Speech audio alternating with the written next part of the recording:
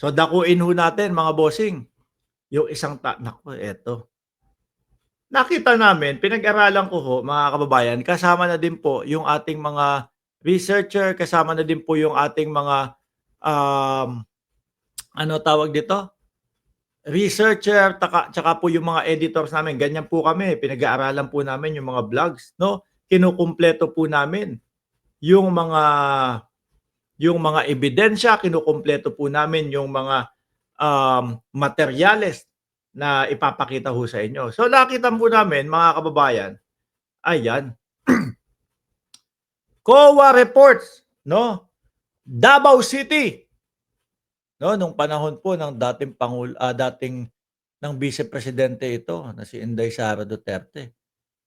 Ayon po sa COA reports, mga kababayan, Davao City had over 2.6 billion confidential funds, no, during Sara Duterte's mayoral term. Hukay ho namin ito, mga bossing, yung balita na ito, kasi biglang pumasok sa isip namin ni Jordan na ano po, no? Biglang pumasok sa isip namin, saglit lang, tipo ho bang ano, tipo ho bang parang napaisip kami, paano pa kaya nung panahon na ang tatay niya ang nakaupo, no? At tapos merong confidential funds si Inday Sara Duterte. Kasi nakikita ho natin mga boss chief amo sir, yung pagiging bratinela no, ng ating vice presidente. Yung tipo ho bang, bakit ako mag-explain? Bakit ako magsasalita diyan? Oh, bakit ako sasagot diyan? Oh, di ba? Samahan mo na yung mga alibay nila na bigla na lang pong sumasakit yung dibdib, sumasakit yung ulo para hindi na matanong.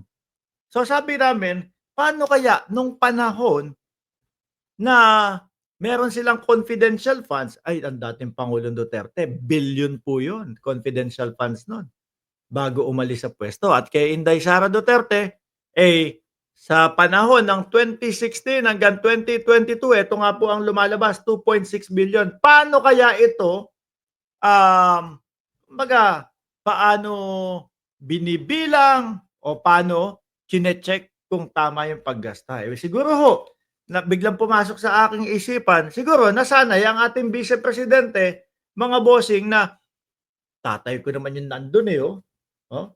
Wala nang paliwanag yan. Oh, nasanay ho sila. Kaya ang ginagawa nila ngayon, mga bossing, parang dinededma nila. Kaso hindi ho sila sanay nung mga may nagtatanong sa kanila. Kaya po ang mga nakikita natin, mga kababayan, doon sa mga pagharap nila at pagpapasagot sa kanila, bratinela po, mga bossing. Bakit nyo kami tinatanong dyan? Nabigla siguro sila o bakit meron kaming kailangan ipakita na mga report sa inyo. Napagawa sila nung mga Kokoy Villamin, nung mga pangalan nung isa, Mary Grace Piatos. O di ba? Kulat sila. Naku, sige, nataranta siguro. Gumawa ka nung magja-justify para sa confidential funds natin na ganito, ganyan. Hindi naman po lingid sa inyong kaalaman, mga bossing.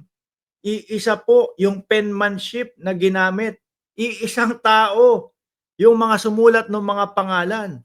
At siguro sa kalituhan na po, Kokoy Villamin ng Office of the Vice President at Kokoy Villamin ng Department of Education, iisang tao, magkaiba yung pirma. Siguro, lito na ho, mga bossing. Ang tanong, paano kaya ito? Itong 2.6 billion confidential funds nung panahon na hindi pa ang ating Pangulo, na si Pangulong Bongbong Marcos ang nakaupo. Paano kaya ito, kumbaga, ino-audit? Ano po?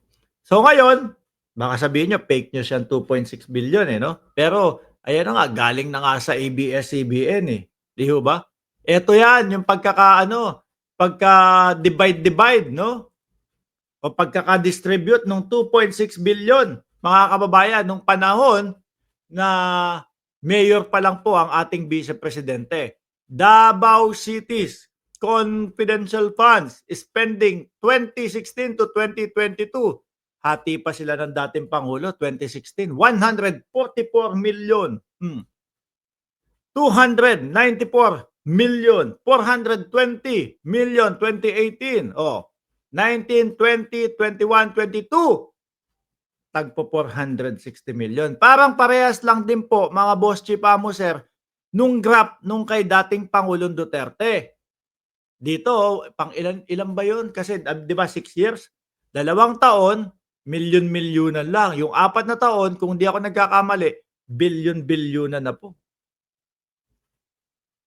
Yari, ano? Sabi ni Kian, Boss Mark, bumagsak pala yung tulay na ipinagawa ni Rodrigo Duterte sa gawing Isabela.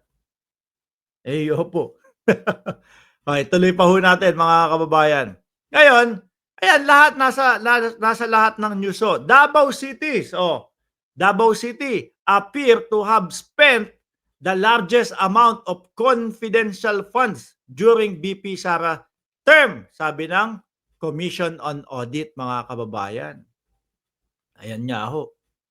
Ano po? May mga nagtatanong, bakit ba favorite nila yung confidential funds? Bakit talagang naglalakihan yung confidential funds? Sa nakikita naman ho natin, mga bossing, no? Sa mga naririnig po natin, J. Timblique, nandiyan ka pala, shout out sa iyo. Sa mga naririnig natin mga alibay, sa mga naririnig po nating mga dahilan, yung mga Kokoy Villamin daw po, hindi pwedeng questionin. So, ibig sabihin, mga bossing, kung ganon, yung kanilang mga reason, napakadali pong gawaan ng kwento na lang ito. No? O sige, Kokoy Villamin. O sige, Mary Grace Piatos. Bawal questionin yan eh. So yun po yung nakikita ko. Kaya po talagang nagsusumiksik, siksik, luglig, umaapaw, sabi nga ni Brother Mike Velarde. Mga bossing, yung pondo na nandiyan sa confidential funds. Kasi nga, yun nga ang sabi ni Ma'am Chris Rose din, no? Secret nga daw, confidential. At ang biktima po lagi ng mga ganito, mga kababayan, yung mga DDS. Ano? Biruin mo, makikipagtalo pa sa iyang mga yan. Sabi, bobo pala tong vlogger na to, confidential nga eh. Confidential! Pati doon sa Commission on Audit, kakampi ng gobyerno yan. Kung pati sa kanila, confidential, yari na. Kwento na lang po, yung bilyon-bilyon piso na yan. Di ba? Kasi ang daling sabihin, confidential, bakit mo ako tatanungin? Pero ang paliwanag ko dyan, mga bossing, lalo na doon sa mga ginawa nila mga alias-alias na yon, kailangan may mga hiwalay na hiwalay na envelope na nagpapaliwanag, no? Kung sino yung Kokoy Villamin. Linagay po namin yan, si Kokoy Villamin dyan, na alias, kasi po itinatago namin, kunyari lang, si Harry Roque, kasi po tinatago namin yung identity ni Harry Roque para hindi po ma-target ng mga kalaban. Dapat may ganun. Mukha namang wala silang ipinagmamalaking ganun ho, mga kababayan. Di ba? Mukhang kung merong mga ipinagmamalaki silang ganun, di labas na ho yan. Inilatag na ho nila yan. Ito yung mga pangalan niya mga yan. Di ba Ai Chang at Shiro Kansaki? Sabi dito, Davao City appears to have spent the largest amount of confidential funds during BP Sara. Grabe. Yun nga, yung 2.6 billion. Basahin nating mabilisan. Davao City appears to have spent largest amount of confidential funds among the country's cities, municipalities between 2016 and 2022 according to Commission on Audit. This was under Mayor Sara Duterte, who is now the Vice President of the Philippines. According to COA report, Davao City confidential spending more than double when Duterte took over the mayorship from her father, former President Rodrigo Duterte. Alam niyo po, mga kababayan, kung ito pong mga report na ito na nababasa natin, na ipinapakita po sa mga malalaking tagapagbalita ho, mga bossing, no? Tapos, kung makikita natin yung mga nadidiscovery po ng Congress, kung paano po nila ginagastos yung confidential funds ay tumutugma ho, eh. 'Di ba Rande Gorospe? Oh, tumutugma ho mga bossing. Paano ho natin nasabi? Pakinggan niyo na lang po yung mga 250,000,000, 250,000,000, sorry. Pakinggan niyo na lang ho mga kababayan, yung balita po doon sa 250,000 per night, ano po, na mga kumbaga safe houses. 250,000?